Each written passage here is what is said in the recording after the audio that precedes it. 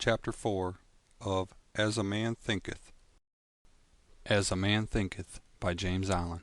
Recording by Mark Colley. Chapter 4 Thought and Purpose. Until thought is linked with purpose, there is no intelligent accomplishment. With the majority, the bark of thought is allowed to drift upon the ocean of life. Aimlessness is a vice, and such drifting must not continue for him who would steer clear of catastrophe and destruction. They who have no central purpose in their life fall an easy prey to petty worries, fears, troubles, and self-pityings, all of which are indications of weakness, which lead, just as surely as deliberately planned sins, though by a different route, to failure, unhappiness, and loss. For weakness cannot persist in a power-evolving universe.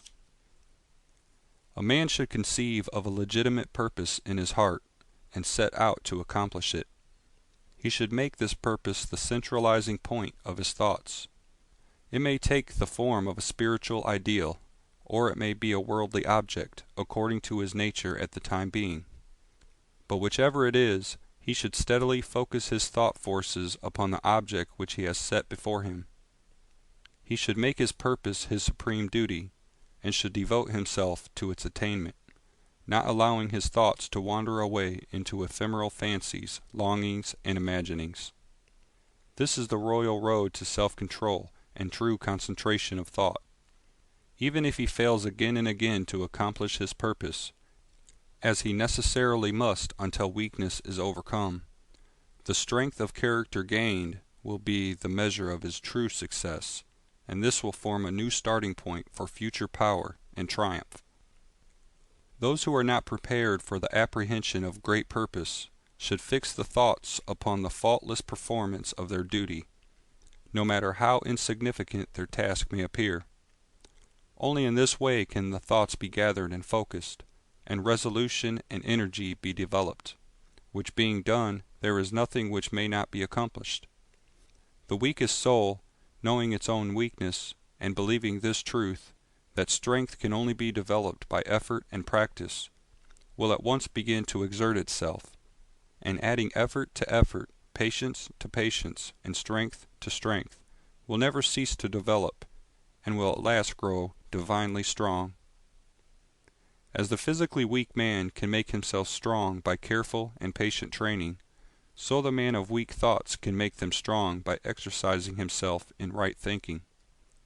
To put away aimlessness and weakness, and to begin to think with purpose, is to enter the ranks of those strong ones who only recognize failure as one of the pathways to attainment, who make all conditions serve them, and who think strongly, attempt fearlessly, and accomplish masterfully. Having conceived of his purpose, a man should mentally mark out a straight pathway to his achievement, looking neither to the right nor the left. Doubts and fears should be rigorously excluded.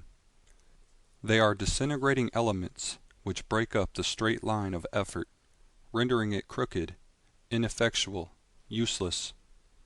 Thoughts of doubt and fear never accomplish anything, and never can. They always lead to failure.